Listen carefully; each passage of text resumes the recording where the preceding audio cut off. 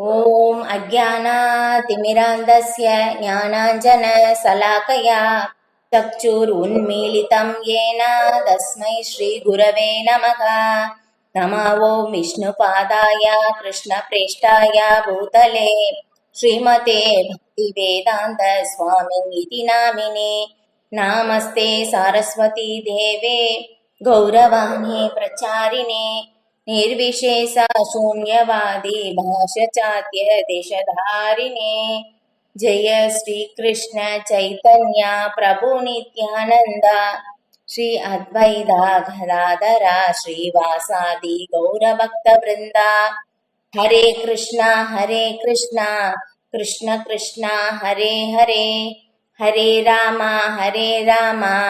राम राम हरे हरे। பகவத்கீதை உண்மையுருவில் அத்தியாயம் 4 ஸ்லோகம் 35. யஜ்ஞாத்வா ந புனர்மோகம் ஏவம் யாஸ்யசி பாண்டவா ஏன பூதான்யசேஷானி த்ரஷ்யஸ்யாத்மன்ய யதோமயி.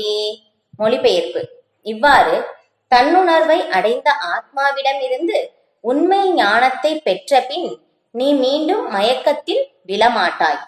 ஏனெனில் இந்த ஞானத்தின் மூலம் எல்லா உயிரினங்களையும் பரமனின் பாகமாக வேறு விதமாக கூறினால் என்னுடையதாக நீ காண்பாய். மதுஜி படிக்கிறீங்களா? பொருளுரை. ஹரே கிருஷ்ணா.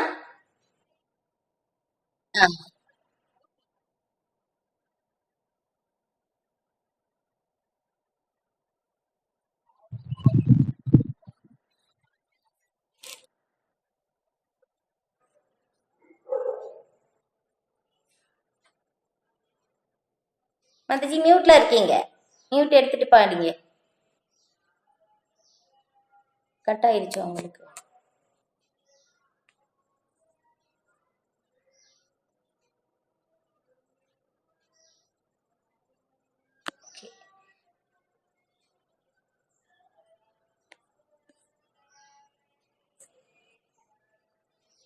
பொருள்ரை: தன்னுணர்வு பெற்ற ஆத்மாவிடமிருந்து, அதாவது உண்மையை உள்ளபடி அறிந்தவரிடம் இருந்து ஞானத்தை பெறுவதன் பலன் எல்லா ஜீவன்களும் பூரண புருஷோத்தமரான பகவான் ஸ்ரீ கிருஷ்ணரின் அம்சங்களே என்ற அறிவை பெறுவதாகும். கிருஷ்ணரில் இருந்து தனித்து வாழ்வதாக நினைக்கக்கூடிய எண்ணம் மாயா. அதாவது மா என்றால் இல்லை, யா என்றால் இது என்று அறியப்படுகிறது. கிருஷ்ணரிடமிருந்து நமக்கு ஆக வேண்டியது ஒன்றும் இல்லை. கிருஷ்ணர் மிகச்சிறந்த வரலாற்று நபர், அருவமான பிரம்மனே பூரண சத்தியம் என்று எல்லாம் சிலர் எண்ணுகின்றனர். உண்மையில் பகவத்கீதையில் சொல்லப்பட்டுள்ளது போல கிருஷ்ணரின் உடலிலிருந்து வரும் ஒளியே அருவ பிரம்மனாகும். பரமபுருஷ பகவானான கிருஷ்ணரே எல்லாவற்றிற்கும் காரணம் ஆவார். பிரம்ம சம்ஹிதையில் கிருஷ்ணரே எல்லா காரணங்களுக்கும் காரணமான பரமபுருஷ பகவான் என்பது தெளிவாக கூறப்பட்டுள்ளது. லட்சக்கணக்கான அவதாரங்களும் அவரின் பல்வேறு விரிவுகளே. அதுபோலவே ஜீவன்களும் அவரது விரிவுகளே. ஜீவன்களும் கிருஷ்ணரின் விரிவுகளே. பல்வேறு விதத்தில் விரிவடையும் கிருஷ்ணர் தனது தனித்தன்மையை இழந்து விடுவதாக மாயாவாதிகள் தவறாக எண்ணுகின்றனர். இத்தகைய எண்ணம் ஜட ரீதியில் ஆனது. ஒரு பொருளை பல்வேறு பின்ன பகுதிகளாக பிரித்தால் அப்பொருள் தனது முந்தைய நிலையை இழந்து விடுவது என்பது பௌதீக உலகில் நமது அனுபவம் ஆகும். ஆனால் பூரணம் என்றால் ஒன்றுடன் ஒன்றை சேர்த்தால் ஒன்று, ஒன்றிலிருந்து ஒன்றை நீக்கினாலும் ஒன்றே என்பதை மாயாவாதிகள் புரிந்து கொள்ள தவறுகின்றனர். அதுவே பூரண உலகின் நியதியாகும். பூரணத்தின் விஞ்ஞானத்தில் நமக்கு போதிய அறிவு இல்லாததால் நாம் தற்போது மாயையினால் மயக்கப்பட்டுள்ளோம். எனவே நாம் நம்மை கிருஷ்ணரிடமிருந்து வேறுபட்டவர்களாக நினைக்கிறோம். கிருஷ்ணரின் பிரிந்த பகுதிகளே என்ற போதிலும் நாம் அவரிடமிருந்து வேறுபட்டவர்கள் அல்ல.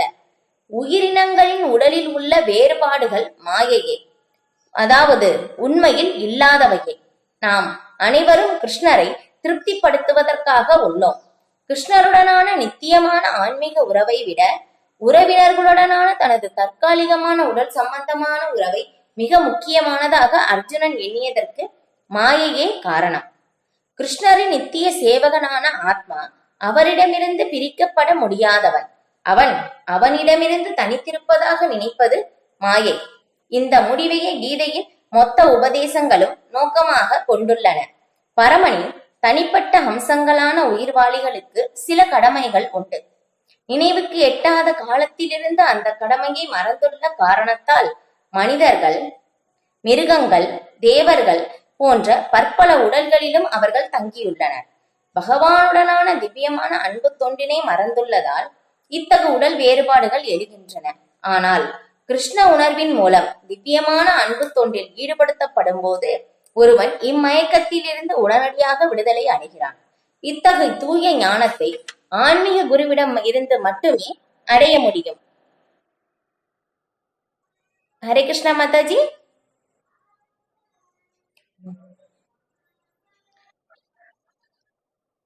கட் ஆயிடுச்சு இல்லையா உங்கது? ஓகே ஓகே, பிரேக் ஆகுது மாதாஜி, நானே ரீட் பண்ணிடுறேன். அதன் மூலம் ஆத்மா கிருஷ்ணருக்கு சமமானவன் என்னும் மயக்கத்தினை தவிர்க்க முடியும். உன்னத ஆத்மாவான கிருஷ்ணரே எல்லா உயிரினங்களையும் பாதுகாப்பவர்.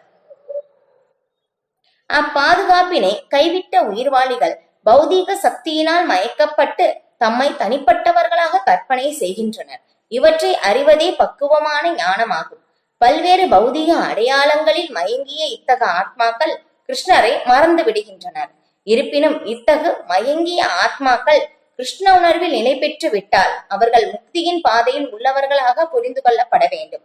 இது ஸ்ரீமத் பாகவதத்திலும் 2.10.6 உறுதி செய்யப்பட்டு உள்ளது. முக்தி ஹித்வான்யதா ரூபம் ஸ்வரூபேன வியவஸ்திதி. முக்தி என்றால் கிருஷ்ணரின் நித்திய சேவகன் என்னும் தனது ஸ்வரூபத்தில் நிலை பெற்று இருப்பதாகும்.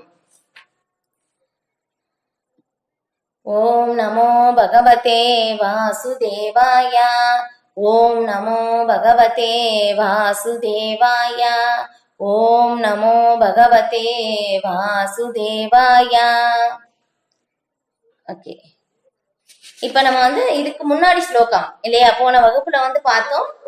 ஸ்லோகம் 34 இல்லையா, ஆன்மீக குருவுடைய முக்கியத்துவத்தை பற்றி பகவான் கூறியிருந்தார். இப்ப அதுல பார்க்கும்போது இப்ப இந்த கர்மா அகர்மா விகர்மா இல்லையா, இந்த கிருஷ்ண உணர்வின் செயல் எப்படி செயல்படுவது அப்படின்னு சொல்லி நம்மளால புரிந்து கொள்வது ரொம்ப ரொம்ப கடினம். அதனால் ஒரு ஆன்மீக குருவை, ஒரு ஆச்சாரியரை அணுகும் போது மட்டும்தான் ஒரு தூய பக்தரை அணுகும் போது மட்டும்தான் நம்மளால அந்த கிருஷ்ண உணர்வின் செயல்கள் எப்படி செயல்பட வேண்டும் அப்படின்னு சொல்லி நம்மளால புரிந்து கொள்ள முடியும் அப்படின்னு சொல்லி பார்த்தோம்.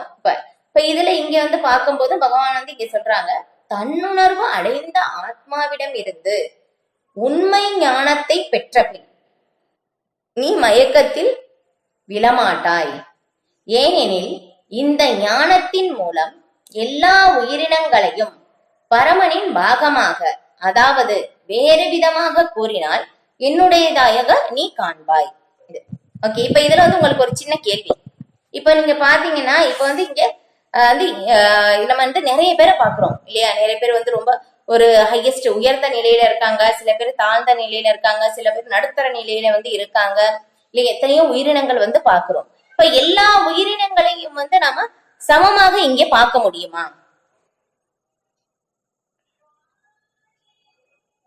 ஹரே கிருஷ்ணா.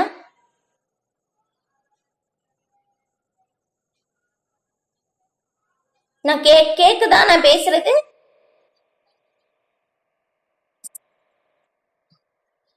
இல்ல, இப்ப நம்ம நிறைய பேர் பாக்குறோம் இல்லையா. நிறைய பேர் சில பேர் ஒரு உயர்ந்த நிலையில இருக்காங்க, சில பேர் தாழ்ந்த நிலையில இருக்காங்க, சில பேர் நடுத்தர நிலையில இருக்காங்க. நிறைய உயிர்வாளிகள் பாக்குறோம். இப்ப இவங்க எல்லாரையும் சமமாக முடியுமா இப்ப பௌதிக ரீதியில?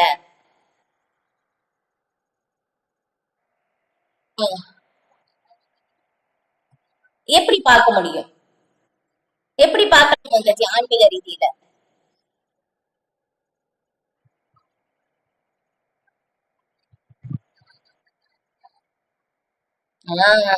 கரெக்ட் மாதாஜி தான் இல்லையா. நம்ம பகவத்கீதை படிக்கும் போது நம்ம புரிஞ்சுக்கிறோம் இல்லையா.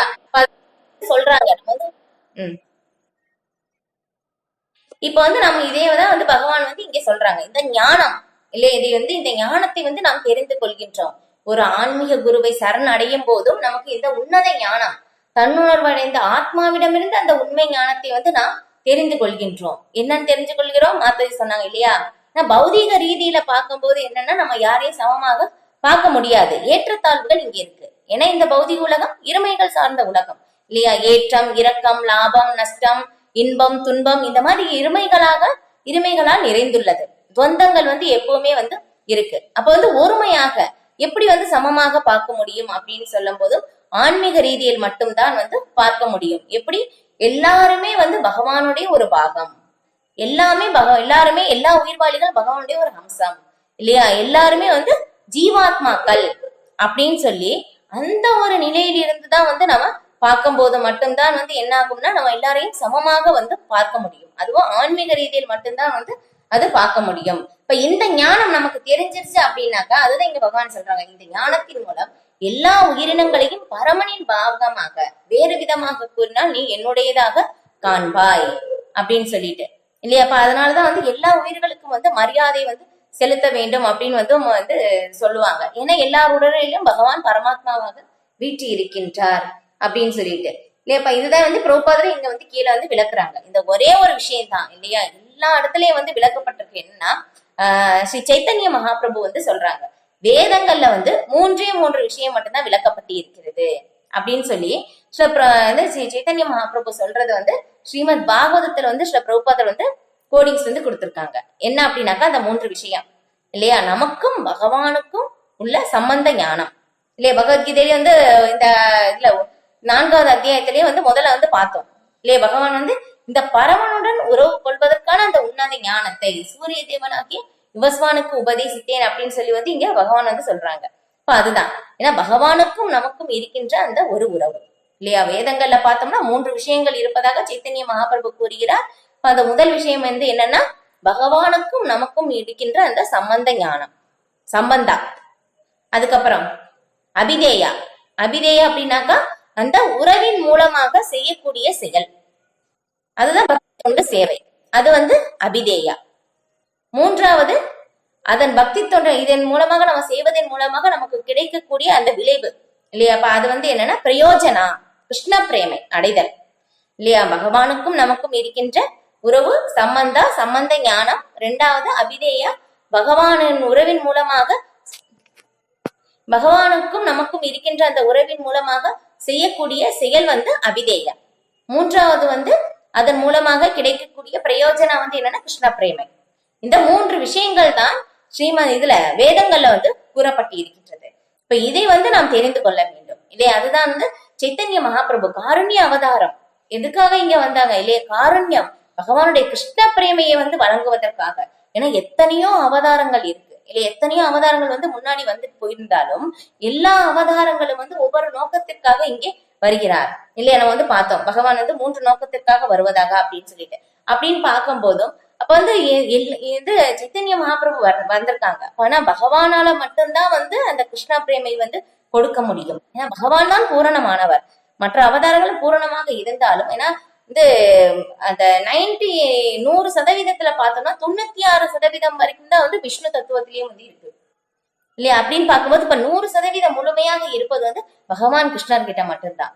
அப்ப வந்து பகவான் மட்டும்தான் கிருஷ்ண பிரேமியை எல்லாருக்குமே வந்து கொடுக்க முடியும். இப்ப அதனால வந்து என்ன பண்ணாங்கன்னா, சைத்தன்ய மகாபிரபு ஸ்ரீமதி ராதாராணியுடைய பாவநிலையை ஏற்று நமக்கு அந்த கிருஷ்ண பிரேமையை வழங்குவதற்காக வந்தார். இப்ப இது சைத்தன்ய சரிதாமிரத்துல கிருஷ்ணதாஸ் கவிராஜ் கோஸ்வாமி ரொம்ப அழகா வந்து விளக்குறாங்க. ஆனா அதுல சைத்தன்ய மகாபிரபு சொல்றாங்களாமா, நான் இங்க வந்து கிருஷ்ண பிரேமையை வந்து இலவசமாக விநியோகம் செய்வதற்காக வந்து நான் இங்க கொண்டு வந்திருக்கேன். யாரு வந்து வேண்டுமோ எல்லாருமே வந்து வாங்கிக்கோங்க, ஃப்ரீயா கொடுக்குறாங்க. பாருங்களேன் என்ன கொடுக்குறாங்க, கிருஷ்ண பிரேமையை வந்து இலவசமாக வந்து விநியோகம் செய்யறாங்க.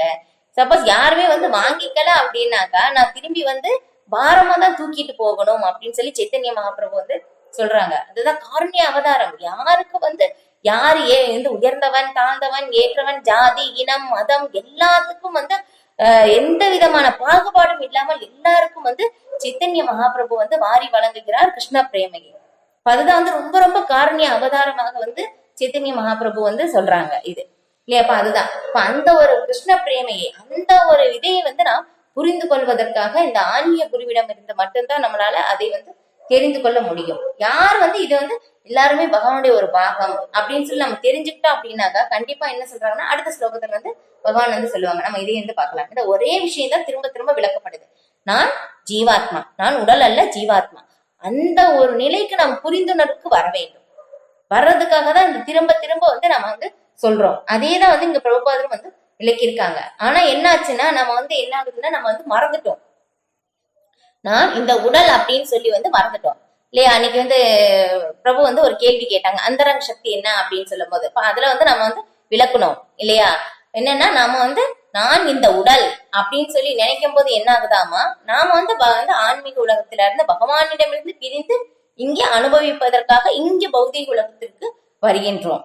அது எப்ப வந்தோம் அப்படின்னு சொல்லி நமக்கு தெரியாது இல்லையா? எப்பயோ வந்துட்டோம். ஆனா வந்து என்னன்னா இப்ப திரும்பி போறதுக்கான அந்த வழி வந்து நமக்கு இருக்கு. பிரபுபாதர்கிட்டையும் வந்து சில பிரபுபாதர்கிட்டையும் வந்து ஒரு பக்தர் வந்து கேக்குறாங்க, ஓகே நாம வந்து எப்ப இங்க வந்தோம் அப்படின்னு சொல்லி கேக்குறாங்க. இப்ப அது வந்து பிரபுபாதர் வந்து சொல்றாங்க, அது நமக்கு தேவையில்லை இல்லையா? அதனால நம்ம வந்து எப்படி திரும்பி போகலாம் அப்படின்னு சொல்லி அந்த வழிமுறை இருக்கு. அந்த வழிமுறையை பயன்படுத்தி நாம் போறதுக்காக வந்து நான் வந்து அதை வந்து உபயோகிக்கலாம் அப்படின்னு சொல்றாங்க. இப்ப பார்த்தோம்னா ஒரு நடுக்கடல்ல போயிட்டோம் இல்லையா? அதுல வந்து நம்ம வந்து ரொம்ப அலைகள் எல்லாமே வருது, அதுல இருந்து விழுந்துட்டோம் இல்லையா? அப்ப வந்து அது நம்ம வந்து எப்படி விழுந்தோம் சொல்லி அந்த நேரத்துல நம்ம யோசிப்போமா? இல்ல. இதுல இருந்து எப்படி வெளியே வரலாம் அப்படின்னு யோசிப்போம்.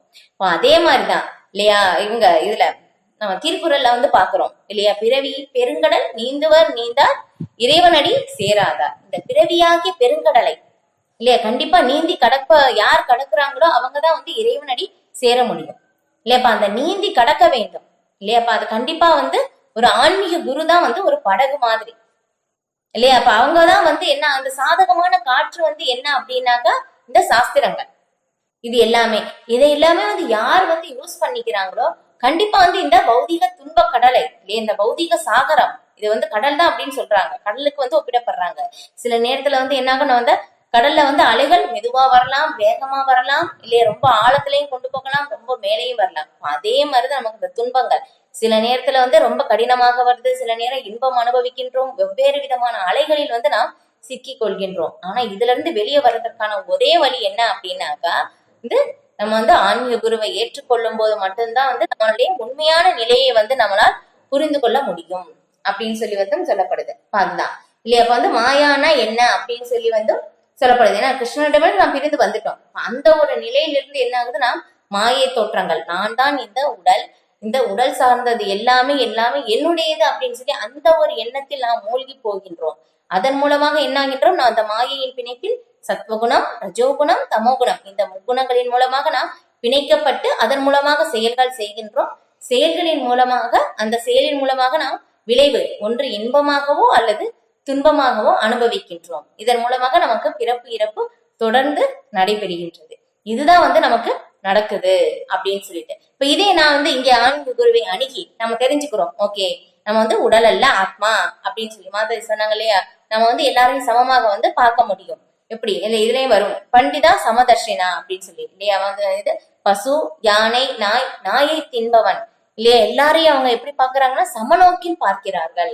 அதுதான் சில பிரபுபாதர் வந்து அப்படிதான் பார்த்தாங்க இல்லையா? எல்லாரையும் வந்து வெளிநாட்டுல இருக்கிறவங்க எல்லாருமே ஒரு பகவானுடைய ஒரு பாகம் தான், அவங்க மறந்துட்டாங்க.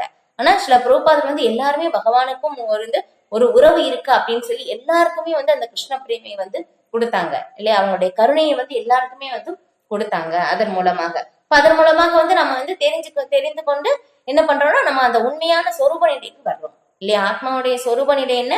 ஜீவேர ஸ்வரூபய கிருஷ்ணேர நித்தியதாச இல்லையா? முதல்ல தெரிஞ்சுக்கிறோம் பகவானுக்கும் நமக்கும் தான் அந்த உறவு இருக்கு அப்படின்னு சொல்லி ஒரு ஆன்மீக குருவை சரணடைந்து அவரிடம் இருந்து நம்ம அந்த ஞானத்தை வந்து தெரிந்து கொள்கின்றோம். ஓ நான் வந்து உடல் அல்ல ஆத்மா அப்படின்னு சொல்லிட்டு அதுக்கப்புறம் அந்த உடல் இது மட்டும் ஞானம் மட்டும் தெரிஞ்சா போதுமா, நம்ம துன்பத்துல இருந்து வெளியே வந்துடலாமா அப்படின்னு கேட்டோம்னா இல்ல.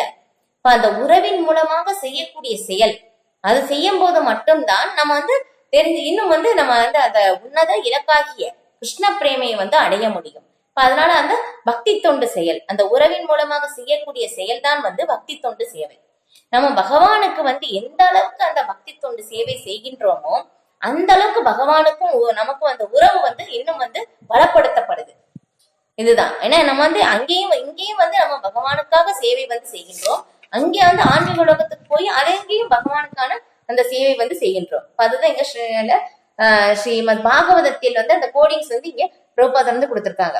முக்திர் ஹித்வான்யதா ரூபம் ஸ்வரூபேன வியவஸ்தி. முக்தி என்றால் கிருஷ்ணரின் நித்திய சேவகன் என்னும் தனது ஸ்வரூபத்தில் நடைபெற்று இருப்பதாகும். அதுதான். அந்த ஒரு நிலையிலிருந்து நாம் செயல்படும் போது என்ன ஆகுது, நமக்கு அந்த பகவானுக்கும் இருக்கின்ற அந்த உறவு வந்து பலப்படுத்தப்படுது. அதுக்கப்புறம் வந்து நம்ம தொடர்ந்து பக்தி தொண்டு சேவை செய்யும் போது என்ன ஆகுதுன்னா, அந்த ஒரு கட்டத்துல வந்து அந்த நம்ம அந்த முழுமையாக தூய்மை அடையும் போது அதை வந்து நமக்கு என்ன ஆகுது, அந்த கிருஷ்ண பிரேமை என்னும் அந்த பலத்தை, அந்த சுவையை வந்து நாம் வந்து அனுபவிக்கின்றோம் அப்படின்னு சொல்லிட்டு.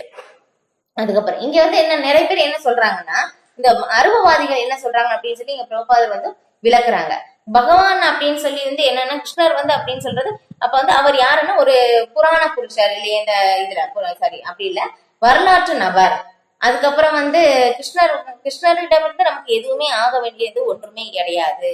அது வந்து என்ன சொல்றாங்கன்னா, இந்த ஒரு படத்துல எல்லாம் காமிப்பாங்க இல்லையா, ஒரு சூப்பர் ஹீரோ, அவ்வளவுதான். அந்த மாதிரி அப்படி வந்து பாக்குறாங்க பகவானை அருவவாதிகள். ஆனா அப்படி எல்லாமே வந்து கிடையாது. ஆனா இதே வந்து பகவத்கீதையில் எப்படி சொல்லப்பட்டிருக்குன்னா, கிருஷ்ணரின் உடலிலிருந்து வரும் ஒளியே அருவ பிரம்மனாகும்.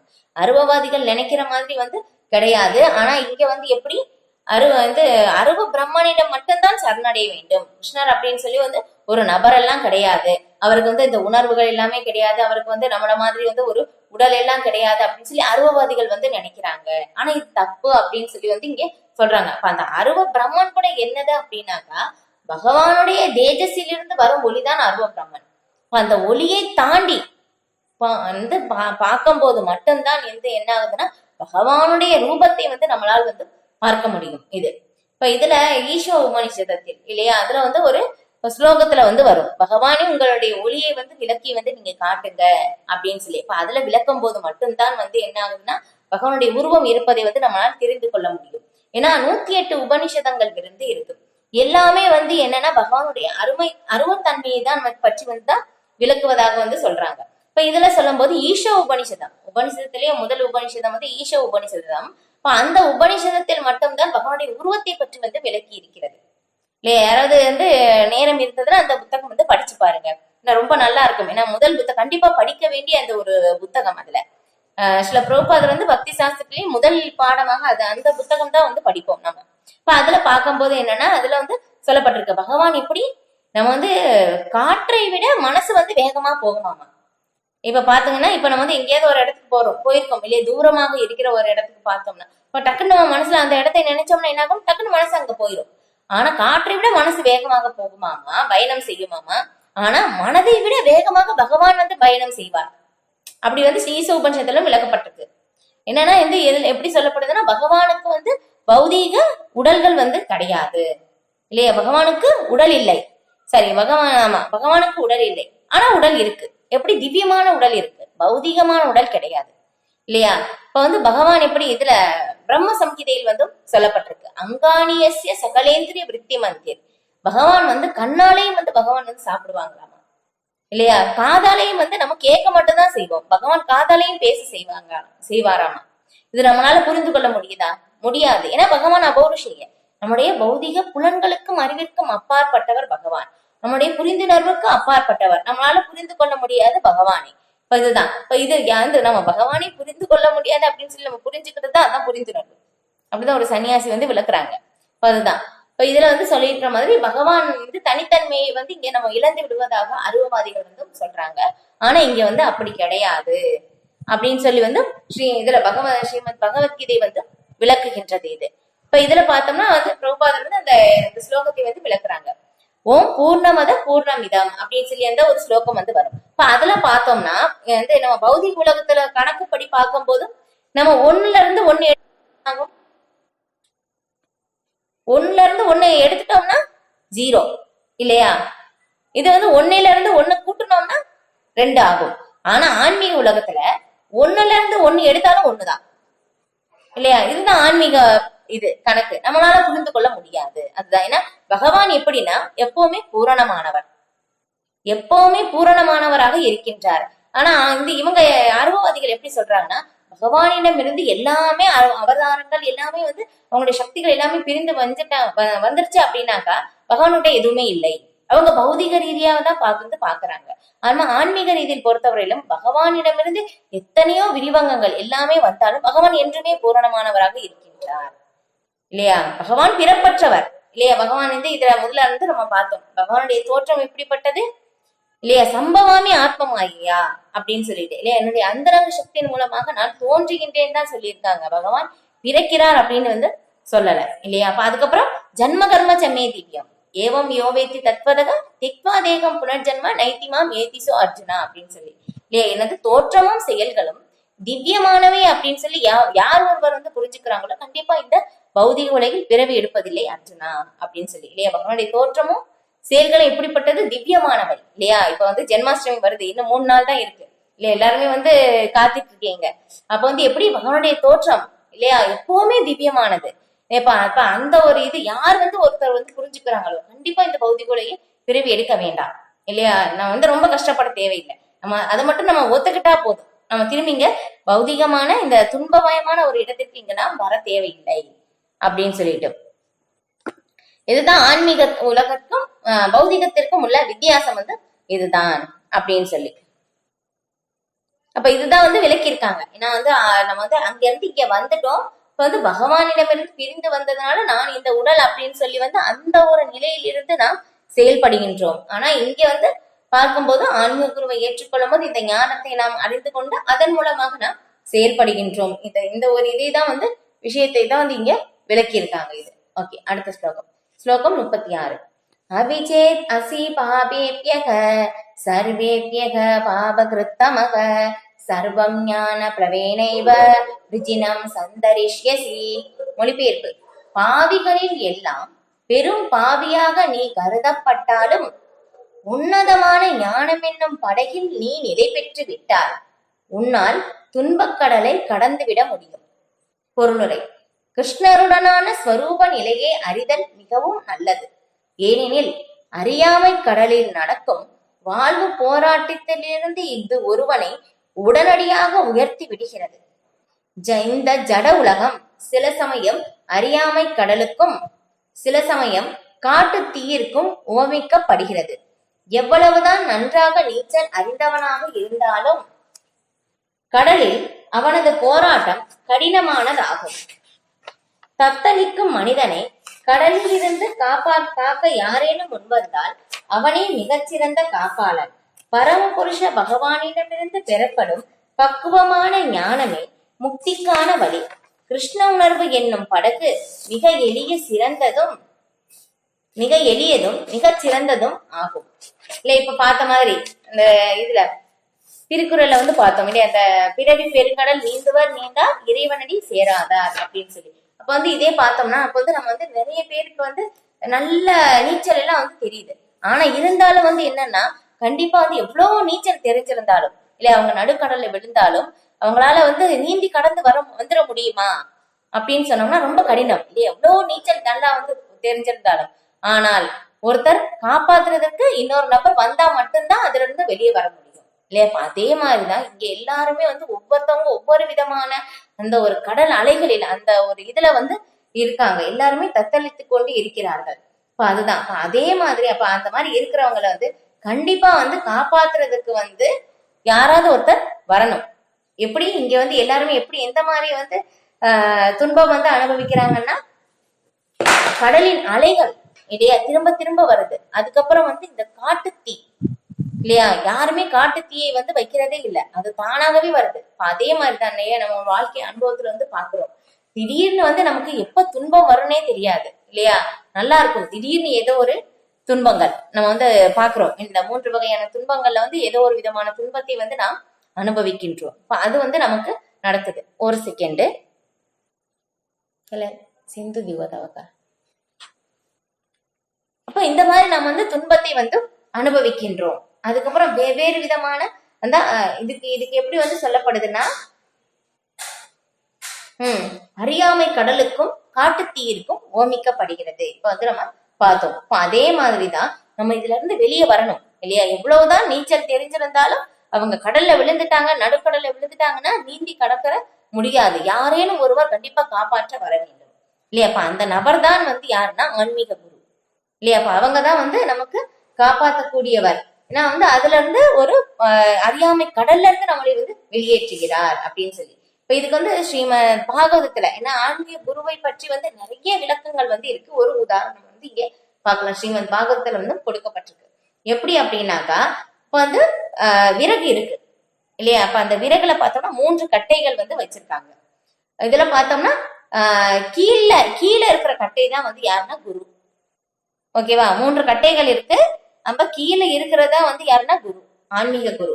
இப்போ வந்து மேல இருக்கிற அந்த கட்டை யாருன்னா சீடன் இல்ல. அப்ப அந்த நடுவுல இருக்கிற கட்டை யாரு அப்படின்னாக்கா அதுதான் ஆன்மீக குருவின் மூலமாக நமக்கு கிடைக்கக்கூடிய அந்த உபதேசம் இல்லையப்பா. அந்த உபதேசம் ஆன்மீக குரு கீழ்கட்டையில இருந்து அப்ப வந்து அவங்க அந்த ஞானத்தை வந்து குடிக்கின்றார். அந்த உபதேசம் நம்ம அந்த தெரிந்து கொள்கின்றோம்.